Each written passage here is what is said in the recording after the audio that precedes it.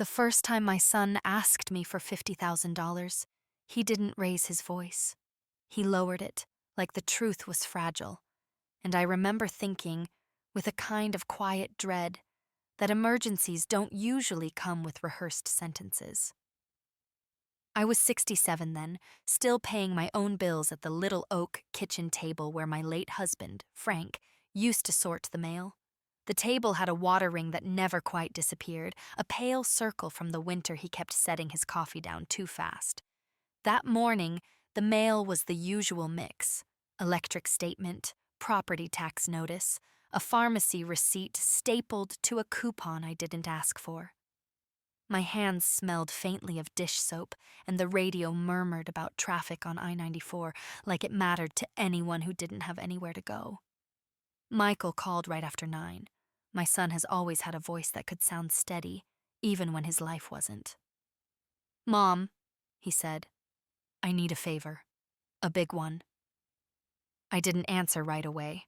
I looked out at the thin January light on the porch steps, the salt I'd sprinkled the night before, the neighbor's cat cutting across the yard like it owned the world. "Is it for the kids?" I asked. I always asked that first. It was the only question that made him pause. "It's for emergencies," he said. "Just a cushion. Things are tight, and Karen's been stressed. We don't want to scare you, but if something happens—" The words were shaped carefully, like he'd practiced them in the bathroom mirror. Frank used to say you could hear a lie in the breathing, not the sentence. Michael breathed shallow, like he was trying not to take up space. $50,000 is not a cushion when you live on a pension and Social Security, and you still think twice before buying the good olive oil. I had savings because I was raised by parents who kept coffee cans of cash behind the flour. I had savings because Frank died quickly and cleanly, God rest him, and we never had the kind of medical bills that swallow a person whole. I had savings because I didn't travel, didn't remodel, didn't buy myself treats, unless you count a new winter coat every 5 years. But savings can make you look rich to people who don't see the sacrifices. To them, money is just sitting there, idle, waiting to be useful. Michael came over that evening with Karen. He didn't come alone, and that was the first small thing that tightened in my chest. Karen brought a store-bought pie in a plastic dome like we were having a celebration. She wore a pale sweater that looked soft enough to sleep in, and her nails were neat and glossy, the kind you pay for at a salon. Michael hugged me too long, like he was trying to borrow warmth. They sat at Frank's side of the table without thinking. Karen set her phone face down near my sugar bowl, as if even its screen might betray her. Michael unfolded papers from a manila envelope, printouts with headings and small charts, budget projections, a loan application draft. I noticed, because I noticed things, that the pages had been printed at an office printer, not at home. The ink was too crisp, the margins too perfect.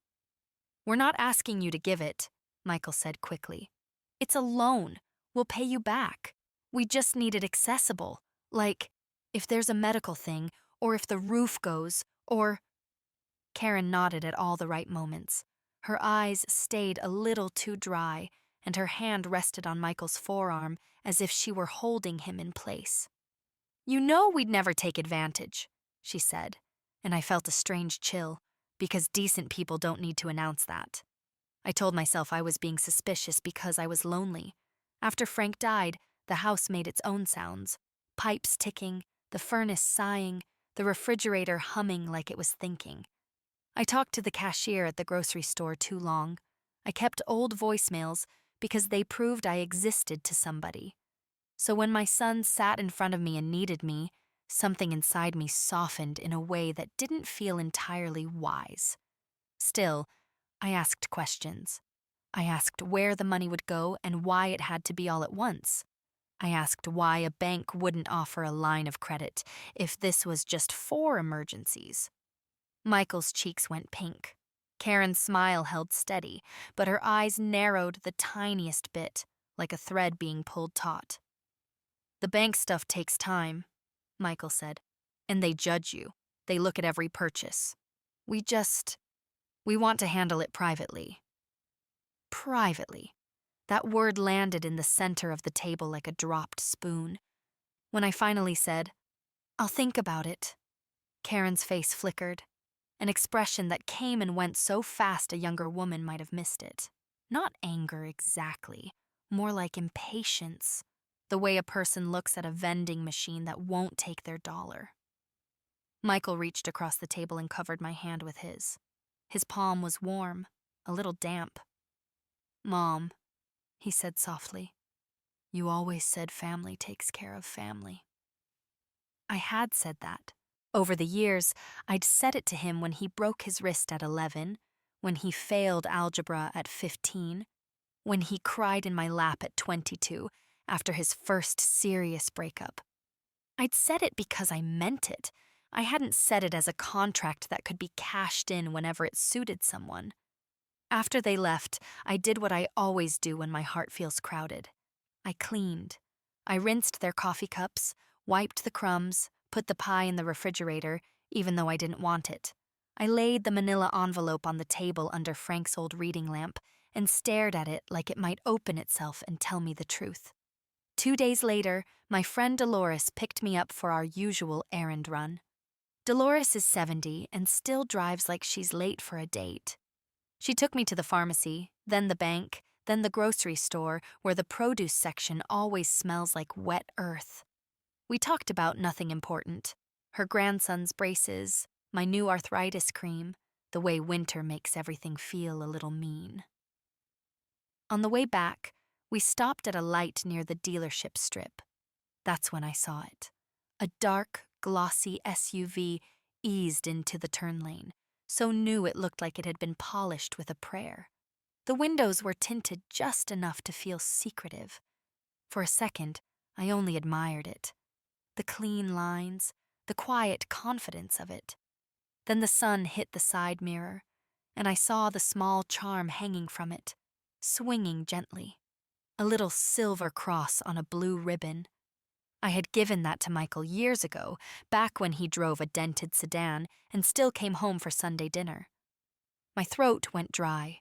My fingers tightened around the strap of my purse. In the passenger seat, my reflection in the window looked older than I felt, like the glass was telling on me. Dolores glanced over. "Honey, you okay?"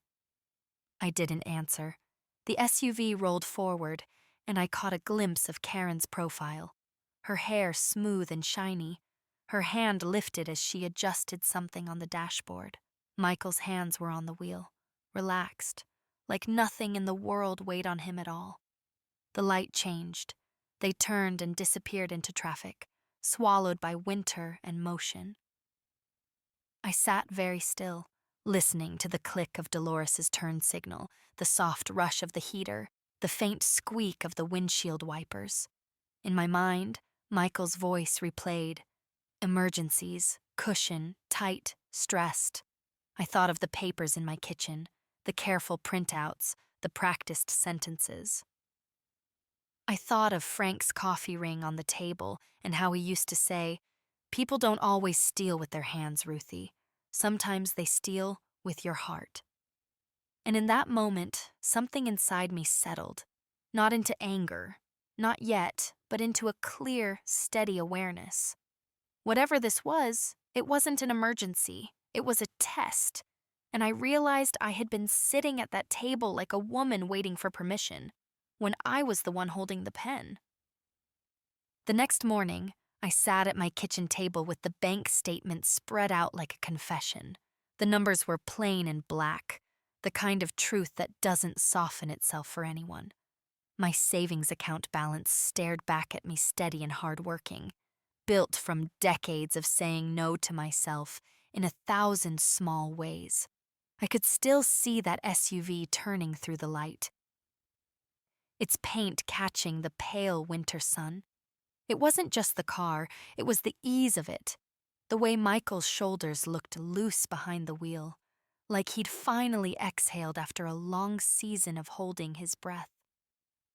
I wanted to believe there was a reasonable explanation. I wanted it so badly. I could feel it in my teeth. So I did what a woman does when she's trying not to break her own heart. I gathered facts. I called Michael around lunchtime. I kept my voice light, almost cheerful, as if I was asking about the weather. "Honey," I said, "I saw you yesterday." There was a pause, a small one, but a pause all the same. "Oh?" he said. "At the light by the dealership strip," I continued. "New car?" He laughed too quickly. "Oh, that. It's not ours. It's a company vehicle. Temporary. You know how it is." I didn't know how it was. Michael worked in sales for a regional supply company, the kind with fluorescent lighting and break rooms that smell like burnt coffee. I'd been to his office holiday party once, years ago, and I remembered him complaining about mileage reimbursement and the way management watched expenses. Nobody handed out brand new SUVs like party favors. "That's nice," I said softly. "Must be helpful." "Yeah," he said, and his voice shifted like he was stepping away from a doorway. "Anyway, did you think about what we talked about?" There it was. Not "how are you?" Not "do you need anything?" Just the money, sliding back into the center of the conversation like it owned the place. "I'm thinking," I answered. "I'm being careful." "Mom," he sighed, and I heard Karen in the background, not speaking, but present, like a shadow. "We're not trying to pressure you." But the pressure was in the timing, in the repeated calls, in the way the subject never moved on. That evening, Karen texted me a photo of the kids doing homework at the dining table, their heads bent under warm lamplight. Under it, she wrote, "We're just trying to keep their world stable." It was a sweet picture, and it landed like a thumb on a bruise. I didn't reply right away. I put my phone down and washed my hands, as if soap could rinse off the feeling of being guided. The next day, I drove to the bank. The air was sharp enough to sting the inside of my nose, and the parking lot was crusted with salt and old snow. Inside, it smelled like carpet cleaner and printer toner.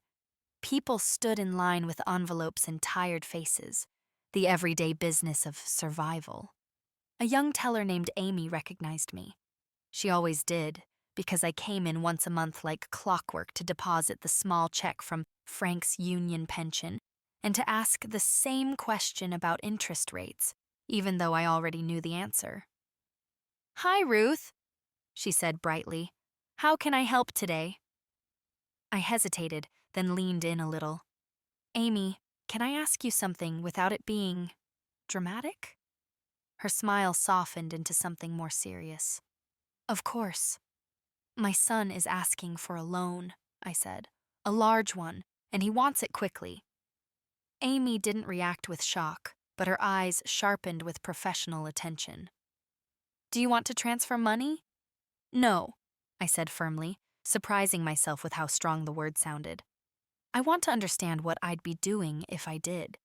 She nodded and guided me to a small desk near the window, where brochures sat in plastic holders, like polite warnings. She explained the basics I already knew: wire transfers, cashier's checks, the way money leaves and doesn't come back easily.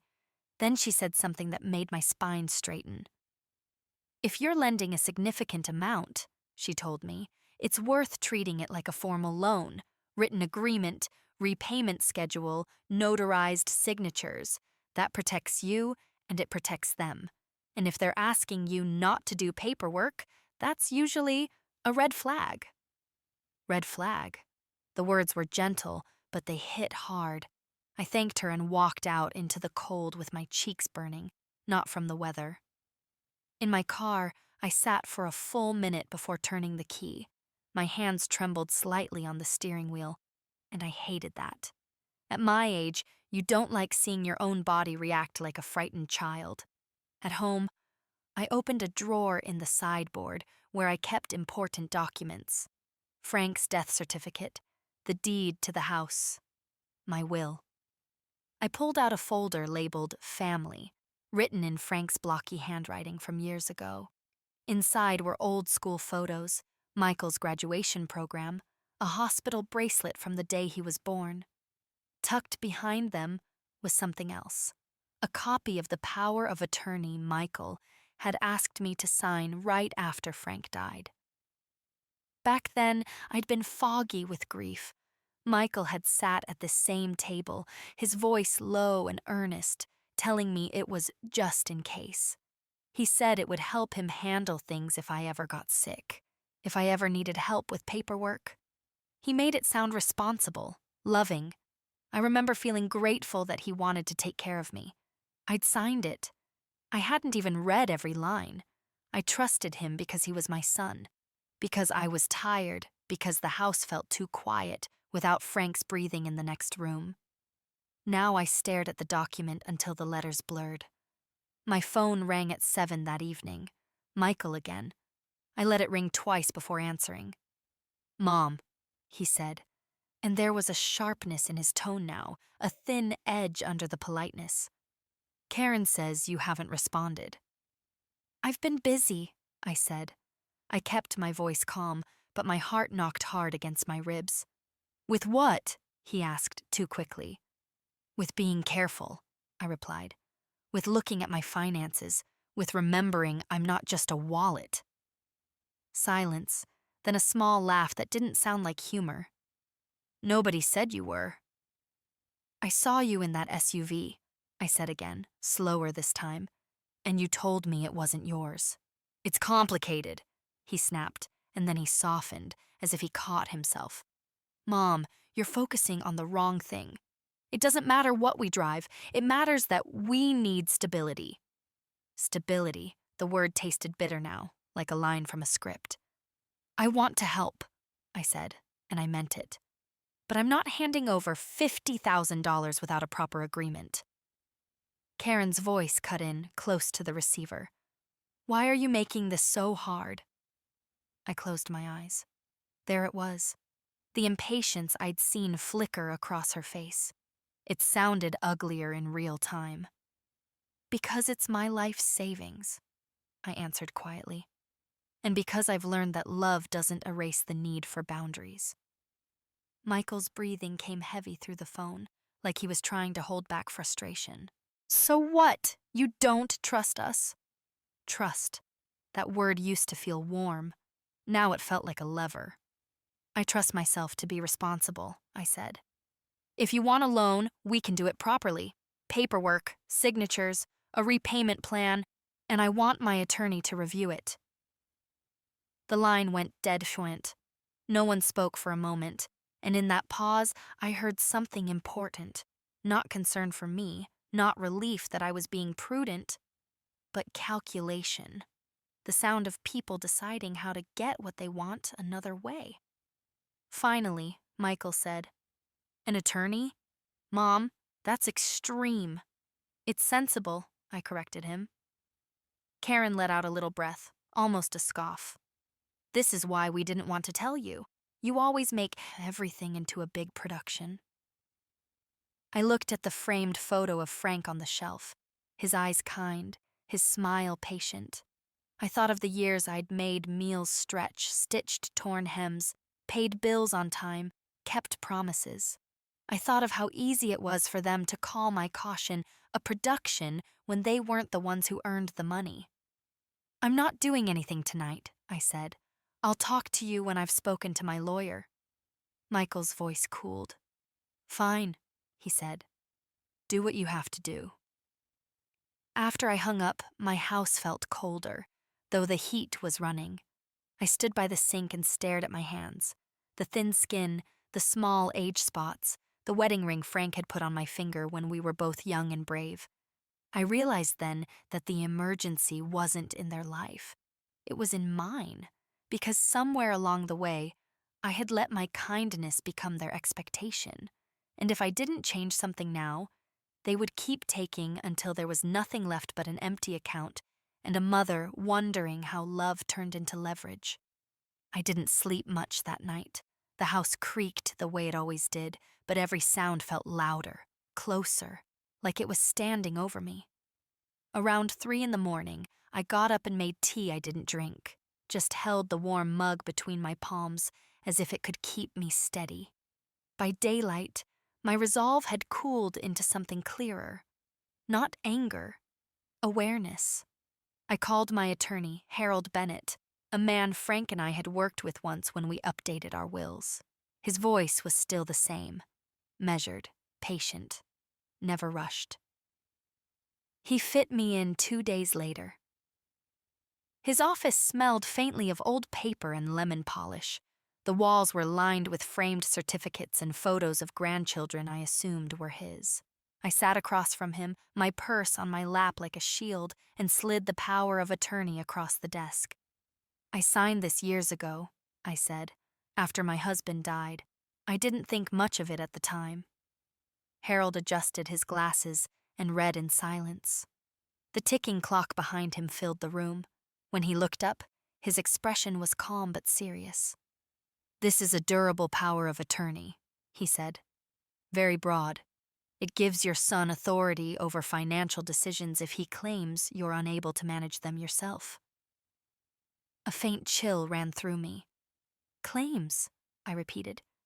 "Yes," he said gently. "There's no medical requirement specified here. No second signature. If he chose to act on it, he could move funds, close accounts, even sell property, depending on how institutions interpret it." I felt my chest tighten. The idea that something so important had been signed with such tired trust made my stomach turn. "Has he used it?" Harold asked. "I don't know," I said. "But he's asking for $50,000 and getting impatient." Harold leaned back slightly. "Then the first thing we do is revoke this." The word landed with weight. Revoke, like cutting a rope you didn't realize was around your waist. He explained the process: new documents, notarization, registered copies sent to the bank and any relevant institutions. It was all legal, clean, orderly, nothing dramatic. Still, my hands shook as I signed my name again, this time with intention. When I left his office, the sky was a pale winter blue, stretched thin. I sat in my car and let out a long breath I hadn't realized I was holding. Have you ever discovered that your safety depended on something you'd forgotten you gave away? That afternoon, Michael called twice. I didn't answer. Karen left a voicemail, her tone sharp with concern that didn't quite reach her eyes. "We're worried about you," she said. "You're isolating yourself." Isolating, another word used like a lever. 2 days later, I got a notification from my bank. A routine alert, nothing alarming on its own. An inquiry had been made about my account limits. No transaction, just a question. I drove to the branch immediately. Amy was there again, her expression shifting when she saw my face. I told her about the power of attorney, about the revocation in progress. She pulled up my account activity, her fingers moving quickly. "There was a call yesterday," she said. "Someone identifying himself as your son asked about transfer thresholds and verification procedures." My ears rang. "Did he—" "No," she said firmly. "Nothing was authorized. We flagged the account, but I'm glad you came in." Glad. The word echoed strangely. I nodded and thanked her, my legs feeling unsteady as I walked back to my car. That evening, Michael showed up at my door unannounced. He stood on the porch with his hands in his pockets, jaw tight. The porch light cast sharp shadows across his face, making him look older, harder. Karen stayed in the car, engine idling. "Why didn't you tell me you were revoking the power of attorney?" he asked without greeting. I didn't invite him in. The cold air slipped between us. "Because it's mine," I said. "And because I realized I signed it when I wasn't thinking clearly." His eyes flashed. "That was for your protection." "No," I replied quietly. "It was for convenience. Yours." He scoffed, but there was panic under it now, a ripple he couldn't hide. "You're overreacting." Am I? I asked. You asked about my account limits before I gave you any money. He opened his mouth, then closed it again. The silence stretched, heavy and revealing. Have you ever stopped to think, I continued softly, what it feels like to realize your own child might see you as an obstacle instead of a person? His face hardened. So that's it? You don't trust me. I trust facts, I said. And boundaries. Karen honked the car horn once, sharp and impatient. Michael glanced back, then at me. We needed that money, he said. You're making things worse. I looked at him, the boy I once rocked to sleep, the man standing on my porch calculating loss. If your stability depends on taking mine, I said, then something is already very wrong. He left without another word. That night, I locked the door and leaned against it, my heart racing. But beneath it was something new. Strength, maybe. Or clarity. Did you ever realize too late that you were being used? Or did you catch it just in time, standing in your own doorway, finally saying no? The days after Michael came to my door felt oddly quiet, like the pause after a storm that hasn't decided whether to pass or circle back. I went through my routines on purpose, the way you do when you're trying to remind yourself that life still belongs to you. I paid the electric bill online, clipped a coupon for cat food, even though I don't own a cat, and scrubbed the bathroom sink until it shone. Ordinary things have a way of anchoring you when your emotions want to float off. Harold called to confirm the revocation paperwork had been filed and sent. Copies went to the bank, the county clerk, and my home safe, where Frank used to keep his war medals and our marriage certificate. Hearing it all laid out so calmly steadied me. There was no drama in the law, just steps taken in the right order. Michael didn't call. Karen didn't text. The silence was not peaceful, but it was telling. On Friday morning, I went to the grocery store early, when the aisles are wide and the music is low. I stood comparing prices on canned soup when my phone buzzed in my pocket. A message from Karen. We need to talk. This is getting out of hand. I stared at the screen until it dimmed. Then I finished my shopping. I chose apples carefully, checking for soft spots. I paid in cash, like Frank always preferred, and walked back to my car with my bags cutting into my palms.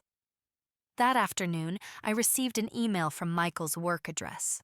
The subject line read, "Clarification." He wrote in short, tight sentences. He said there had been a misunderstanding at the bank. He said the SUV was leased under a business arrangement connected to a potential promotion. He said the loan was still necessary, but now time-sensitive. He attached a document titled Private Family Loan Agreement.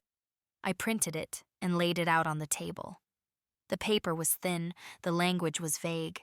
No interest rate, no firm repayment dates, just phrases like when feasible and good faith effort. It read less like a contract and more like a wish. I read it twice, then slid it back into the envelope. That evening, Dolores came over with a container of lasagna and her usual loud opinions. She noticed the tension immediately. Dolores has always had a gift for spotting trouble the way some people smell smoke. You look like you're bracing for something, she said, setting the food down. What's going on? I told her enough. Not everything, just the shape of it. She listened without interrupting, her mouth tightening more with each detail. When I finished, she shook her head.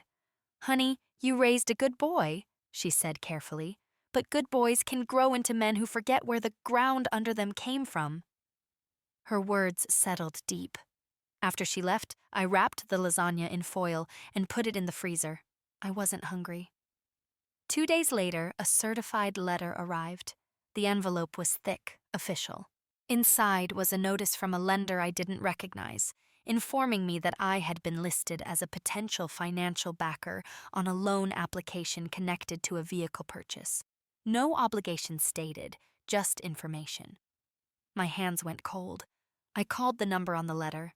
After navigating menus and holding music, a polite woman confirmed the application had been started but not completed. My name had been included as a reference, not a signer. Did I authorize that? I asked. No, she said. It appears the applicant assumed verbal consent. Assumed. That word felt heavier than it should have. I documented everything: dates, times, emails, letters. I bought a small notebook and wrote neatly the way my mother taught me, because clarity matters when emotions try to blur the edges. I scanned documents and saved them on a flash drive Harold had given me just in case. Michael finally called that night. His voice was tight, defensive. You didn't have to involve lawyers, he said, or banks. I didn't involve them, I replied. You did. He exhaled sharply. We're just trying to get ahead. And I'm trying not to be pulled under, I said. Those are not the same thing. Karen's voice came on the line, sharper now, no softness left to perform. You're making us look irresponsible. I almost laughed. Instead, I spoke slowly. Your choices are not my reputation. Silence. Then a click. I sat alone at the table long after the call ended, my fingers resting on the notebook. For the first time since Frank died, I felt something shift inside me. Not grief, not fear, authority. I wasn't withdrawing from them. I was returning to myself. The house felt different that night. Not warmer, exactly, but more honest. I turned off the lights one by one, locking doors, checking windows. When I finally went to bed, I slept deeply, without dreams, the kind of sleep that comes when you stop pretending something doesn't hurt and start protecting what's yours. By the time spring began to loosen winter's grip, I understood something I hadn't before. Distance can be loud. Michael and Karen stayed quiet for weeks, and that quiet pressed against me harder than their voices ever had. It showed up in small ways: no photos of the kids, no casual check-ins, no invitations disguised as kindness. I had been useful once. Now, I was inconvenient. I kept moving forward anyway. Harold advised me to review everything connected to my name, not just the bank. I spent a morning on the phone with my credit bureau, answering identity questions that felt strangely intimate. Old addresses, the color of my first car, the lender on a mortgage Frank and I paid off decades ago. When the report arrived by mail, I read it slowly, pen in hand. No new debt, no surprises, just the quiet relief of knowing I'd arrived in time. Still, patterns were forming. An unfamiliar charge appeared on my phone bill. Small, easy to miss. A premium voicemail service I'd never requested. The carrier confirmed it had been added from another device using account credentials. I removed it, changed my passwords, and requested written confirmation. Then I sat very still, staring at the confirmation email, like it might explain how trust erodes without making a sound. I didn't accuse Michael. I didn't need to. The truth was arranging itself. A week later, Karen showed up alone. She didn't knock. She rang the bell twice, sharp and impatient, like she expected service. I opened the door but didn't invite her in. She looked past me into the house, assessing, the way people do when they're measuring what still belongs to them. You've shut us out, she said. I've taken a step back, I replied. She folded her arms. The kids ask why Grandma doesn't come around anymore. My chest tightened, but I didn't move. I'm still here, I said. Nothing's stopping you from bringing them by. She scoffed. You know it's awkward. No, I said evenly. I know it's uncomfortable when boundaries appear where access used to be. Her eyes hardened. Michael is under a lot of pressure. So am I said, but I'm handling mine without borrowing from someone else's future. She leaned closer, lowering her voice. You don't need all that money. You're alone. What are you saving it for? The question landed like a slap, quiet but stinging. I'm saving it, I said slowly, because it's mine. She straightened, lips tight. You're being selfish. I smiled then, not warmly, but clearly. No, I said. I'm being precise. She left without another word. That night, I pulled out old photo albums. Frank in his work boots, laughing. Michael at 8 years old, missing 2 front teeth, holding a fish he was terrified to touch. I let myself grieve the version of my son who hadn't learned to confuse entitlement with need. Then I closed the album and put it away.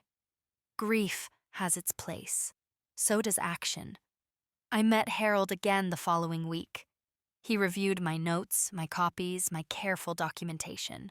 He didn't rush me. When I finished, he nodded once. You're doing everything right, he said. Now we make it official. He drafted a formal notice. Calm language. Clear expectations. It stated I would not be providing financial assistance, that any future communication regarding money should be directed through counsel, and that any unauthorized use of my information would be documented. No threats, just facts. We sent it certified. Michael called the next day furious. This is insane, he snapped. You're treating us like criminals. I'm treating myself like someone worth protecting, I replied. You're tearing the family apart. No, I said quietly. I'm refusing to be torn down. He hung up on me. That evening, I went for a walk as the sun dipped low, the air smelling of damp soil and thawing grass. A neighbor waved. Someone's radio played softly through an open window. Life, ordinary and ongoing, carried on around my private reckoning. I realized then that I wasn't waiting anymore for apologies, for understanding, for permission. The plan wasn't about punishment. It was about containment, about stopping the slow leak before it emptied everything I'd built. For the first time in months, I felt ahead of the story instead of trapped inside it. The call came on a Tuesday morning, the kind of morning that looks harmless from the outside. Sun on the curtains, coffee cooling too fast, my robe pulled tight because the house still held a winter chill in its bones. The number on my phone was unfamiliar, but it had the local area code, and something in me knew before I answered that it wasn't going to be a neighbor asking about a package. Ms. Whitaker, a man said. This is Officer Daniel Reyes with the Community Liaison Unit. I'm following up on a report from your bank about a possible attempt to access your accounts. For a moment, I couldn't speak. My throat tightened the way it did the day Frank's doctor called and asked me to sit down. I stared at the fridge calendar, at a picture of my grandchildren taped crookedly under March. Their smiles looked bright and careless, the way children are allowed to be. I haven't filed a report, I managed. You haven't, he said, calm and respectful. But the bank flagged an inquiry and advised we make contact, especially since you've had recent changes to your power of attorney on file. We just want to confirm you're safe and that no one is pressuring you. Pressuring. That word had been circling my life for months, and hearing it from someone in uniform made it feel suddenly official, like a stamp on paper. I'm safe, I said, but I think someone's been trying to use my information. He didn't ask me to guess. He asked me for facts, dates, names, copies. He gave me an appointment that afternoon at the precinct. A simple sit-down, he said. Nothing dramatic. Still, my hands shook as I wrote the time on my notepad. By 2 o'clock, I was sitting under fluorescent lights in a small interview room that smelled faintly of disinfectant and old coffee. A folder sat in front of me like a school assignment. Only this time the subject was my own life. Officer Reyes wasn't much older than my grandson would be someday, and he spoke to me the way you speak to someone you want to keep steady. I'm going to ask you a few questions, he said, and I want you to know you're not in trouble. You're doing the right thing. I nodded, though my cheeks burned with a strange shame, as if being targeted meant I'd failed some invisible test. I laid out my documents in neat piles: the certified letter from the lender, the email from Michael's work address, the bank alert, my notebook with dates and times written in careful ink. Harold had advised me to keep everything as clean as possible, and I realized, as I slid the papers across the table, that my calm was its own kind of armor. Officer Reyes scanned the pages, his expression tightening in small increments. He paused at the lender notice and asked, "Did you ever consent to being listed on this application?" "No," I said. "Not verbally, not in writing. And the applicant is your son." "Yes." He didn't flinch at that.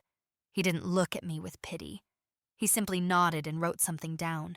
The pen scratched quietly, steady as rainfall. "Have there been any direct threats?" he asked. "No," I answered. "Just pressure, guilt, silence when I don't comply." He looked up then, meeting my eyes. "Sometimes that's enough," he said softly. "Financial exploitation doesn't always look like a movie. It looks like family." The words landed in my chest and stayed there, heavy and true. Have you ever sat across from a stranger in a plain room and realized they understood your pain better than the people who were supposed to love you? He explained what he could do and what he couldn't. A formal report would create a record. It wouldn't automatically mean charges, but it would document a pattern if the behavior continued. He recommended I place a fraud alert with credit bureaus and consider a credit freeze, and he offered to connect me with a senior advocacy office that specialized in these situations. He never made me feel foolish. He made me feel seen. When I signed the report, the pen felt heavier than it should have. My name, written once, carried the weight of choosing myself. Outside, the parking lot was bright and windy. My hair whipped across my cheek as I walked to my car. And for a moment, I stood there with the sun in my eyes, breathing in cold air like it was medicine. I expected to feel guilty. I expected my heart to crack open. Instead, I felt a quiet, sobering clarity. I wasn't betraying my son. I was stopping him from betraying me further. That evening, Michael called. His voice sounded controlled at first, almost gentle, like he was trying a new mask. "Mom," he said, "did you really talk to the police?" "I did," I answered. A pause, then the edge crept in. "Why would you do that to us?" I looked at the framed photo of Frank on the mantel. His eyes seemed to hold mine the way they used to across a crowded room, like he was reminding me who I was when I wasn't being pulled apart. "I didn't do anything to you," I said. "I documented what happened to me." Karen's voice cut in, tight and bright. "You're humiliating Michael." I kept my tone even. "I'm protecting myself." "You want to destroy your own family," Michael snapped, the gentleness gone. I felt something break then, not in a loud way, but in a clean way, like a thread finally giving up. Tears came hot to my eyes, and I didn't wipe them right away. "My family," I said quietly, "doesn't get to scare me into handing over my life savings. My family doesn't get to use my name without my permission. My family doesn't get to call my boundaries cruelty." Silence. I could hear someone breathing on their end, a rustle like Karen covering the receiver. Michael spoke again, lower now. "So, you're done with us?" I swallowed. "No," I said. "I'm done being used." When the call ended, I sat at the kitchen table in the fading light, listening to the refrigerator hum and the distant sound of a lawnmower starting up somewhere down the street. I let myself cry for the son I thought I had, for the ease I once felt when his number lit up my phone, for the simple belief that love was always safe. Then I dried my face, opened my notebook, and wrote the date and time of the call. Because the truth, once you start honoring it, becomes a path you can actually walk. After the police report, the world didn't explode the way I half expected it to. No sirens, no dramatic confrontations. What came instead was something quieter, and in its own way, harder to sit with. Consequences unfolding slowly, like ink spreading through water. Michael stopped calling altogether. Karen blocked me on social media. I found out only because Dolores asked why I hadn't liked a photo of the kids at a school fundraiser. I smiled and said I must have missed it, then went home and stared at my phone until the screen went dark. I felt the absence in strange places. Sunday afternoons, the grocery aisle where I used to buy the cereal the kids liked. The sound of my own house at dinner time, when forks used to clink and someone always spilled something. I let myself miss them without turning that ache into guilt. Missing someone doesn't mean surrendering to them. I was learning that. A letter arrived from the senior advocacy office Officer Reyes had mentioned. Inside was a pamphlet and a handwritten note from a caseworker named Linda. She thanked me for coming forward and assured me that what I experienced was more common than people like to admit. I read that sentence 3 times. Common. Not because parents are foolish, but because love teaches us to open doors without checking who's standing on the other side. Linda called a few days later. Her voice was warm, practiced, steady. She asked how I was sleeping, whether I had support, whether I felt safe at home. No one had asked me those questions in a long time. I feel clearer, I said after a moment. Lonelier, maybe, but clearer.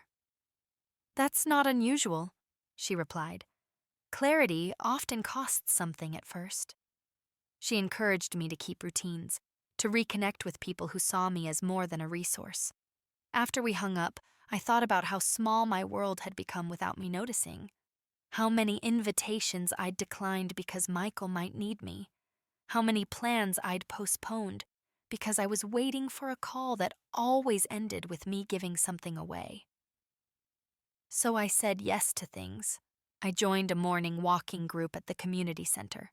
Mostly women my age, moving at different speeds, trading stories about knees and grandkids and recipes that no longer turn out the way they used to. I didn't tell them everything, just enough. Enough to be real. I started volunteering 2 afternoons a week at the local library, helping kids with homework. One little girl with braids and serious eyes reminded me of my granddaughter. When she smiled at me after finally understanding fractions, something loosened in my chest. Michael did reach out once, in the form of an email sent late at night. No greeting, no apology, just a paragraph explaining how difficult things had become since I escalated the situation. He mentioned stress, bills, a missed opportunity. He didn't ask for money outright, but the implication hung there. Heavy and familiar. I didn't respond. Instead, I forwarded the email to Harold and added it to my file. That act, so simple, so unromantic, felt like a quiet victory. I was no longer negotiating my worth in private conversations. I was standing in the open. A month later, I received another certified letter. This one confirmed the vehicle loan application had been formally withdrawn. No further action. No mention of my name. I placed the letter in my notebook, closed it, and sat for a long time just breathing. One afternoon, as I was leaving the library, I ran into Michael by accident. He was in the parking lot, leaning against his car. Not the SUV. An older sedan, dull paint, a small dent near the rear door. He looked thinner, tired. For a moment, neither of us spoke. The air between us felt fragile, like it might shatter if handled carelessly. "Mom?" he said finally. "Michael." He shifted his weight. "You didn't have to go that far." I studied his face, the familiar lines, the stranger's tension beneath them. "I went as far as I needed to," I said. He looked away. "Things are hard." "I know," I replied. "They were hard for me, too. You just didn't see it because I didn't complain." He opened his mouth, then closed it again. For the first time, he looked unsure. Not angry, just unsure. "I still love you," I said, because it was true, and because love doesn't disappear just because you stop feeding it money. "But love doesn't mean access anymore." He nodded once stiffly. "Okay." That was all.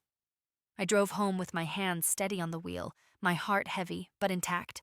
I hadn't won anything. I hadn't lost everything either. What I had gained was quieter and far more durable. The knowledge that I could survive being misunderstood, even by my own child. That night, I made myself a proper dinner. I ate at the table. Alone, but upright, a small candle burning beside my plate. Outside, the streetlight hummed.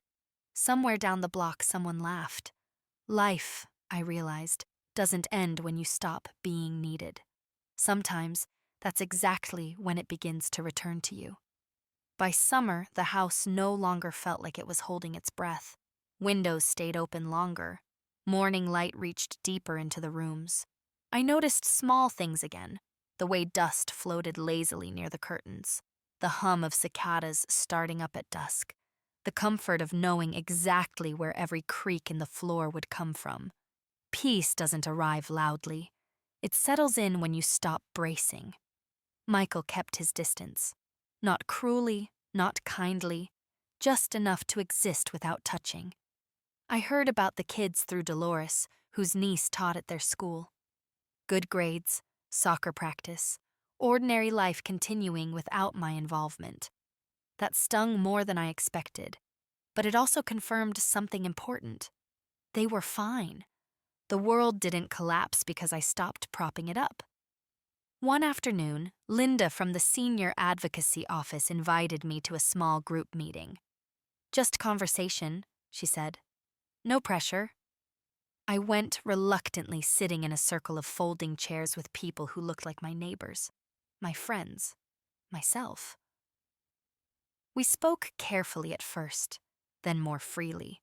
Stories surfaced about sons, daughters, nieces, even old friends who blurred lines when money entered the room. Listening was strangely comforting, not because our pain matched exactly, but because it didn't need to. We were all learning the same lesson at different volumes. Kindness without boundaries becomes a liability. After the meeting, I stayed behind to help stack chairs. Linda handed me a paper cup of lukewarm coffee and smiled. "You've adjusted faster than most," she said. "I don't know if I'd call it adjustment," I replied. "It feels more like remembering who I was before I started apologizing for existing." She nodded. "That's usually how it feels." At home that evening, I opened my safe and reviewed everything again. Not from fear, from confidence. My will was updated, my accounts secured, ginato, my passwords changed and written in a sealed envelope labeled clearly, not vaguely. I had named a neutral third party as executor, someone who had no emotional stake in my money. It felt oddly generous, removing temptation from the people I loved. I drove out to the lake one Saturday morning, the one Frank and I used to visit when Michael was small. I sat on a bench and watched the water ripple, remembering Frank's laugh, the way he used to point out birds like they were old friends. Grief still lived in me, but it no longer ran the house. It had taken its rightful place, a room I could visit without getting lost. As I stood to leave, my phone buzzed, a message from Michael. "Can we talk? Just talk." I sat back down before answering. My heart beat faster, but it didn't panic. That felt new. We met 2 days later at a small cafe halfway between our homes. Neutral ground. He arrived early. I arrived on time. The waitress brought coffee and left us alone with the clink of cups and the low murmur of strangers. Michael looked older than his years, lines around his eyes, a weariness he couldn't hide. He spoke first. "I messed up," he said. No qualifiers, no excuses, just that. I waited. "I thought I could fix everything if I just got ahead," he continued. One thing led to another. I didn't think of it as taking from you. I thought of it as borrowing from someone who wouldn't suffer. The words hurt, but they also told the truth. I would have suffered, I said gently. You just didn't see it. He nodded, staring into his coffee. Karen's furious. She says you embarrassed us, but... He hesitated. But things are quieter now. Harder, but quieter. I studied him. Are you asking me for money? He shook his head quickly. No, I swear, I didn't want the last thing between us to be that parking lot. I let out a slow breath. I didn't either. We talked carefully. About boundaries, about fear, about how easy it is to convince yourself that love means entitlement when you're scared. He didn't apologize the way movies teach people to apologize. He didn't cry, but he listened. That mattered. When we stood to leave, he hugged me briefly, awkward, real. I don't know how things will look, he said. I do, I replied. They'll look different. That's not the same as broken. At home that night, I slept with the windows open, listening to crickets and distant traffic. I dreamed of Frank, standing in the kitchen, nodding once like he always did when something was settled. In the morning, I made pancakes just for myself and didn't feel foolish doing it. I ate slowly, savoring the sweetness, the quiet, the sense that my life belonged to me again. Freedom, I realized, isn't dramatic. It's steady. It's waking up without dread. It's knowing that whatever comes next, you'll meet it standing upright, not reaching out to be held in place. And for the first time in a very long while, that felt like more than enough. Autumn arrived gently, as if it didn't want to startle me. The air cooled overnight, leaves turning without ceremony, the light thinning in the afternoons. I put away summer clothes and brought out sweaters that smelled faintly of cedar. The rhythm of the seasons felt like a conversation I'd rejoined after a long absence. Michael and I spoke occasionally, short calls, neutral updates. He didn't ask for money again. That mattered more than any apology he could have offered. Karen remained distant. I stopped checking. Peace requires a certain kind of disinterest, and I was finally learning how to practice it. One morning, I received a letter from the bank confirming additional safeguards on my accounts. Daily alerts, transaction limits, a note thanking me for proactive financial stewardship. I laughed softly when I read that phrase. Stewardship.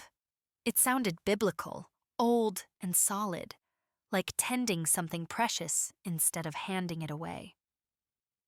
At the community center, the walking group had turned into coffee afterward. We claimed a corner table like it belonged to us. We talked about aches and politics and recipes we'd forgotten how to make. One woman, Janet, told us she'd started painting again after 40 years. Another had taken a part-time job just to feel useful on her own terms.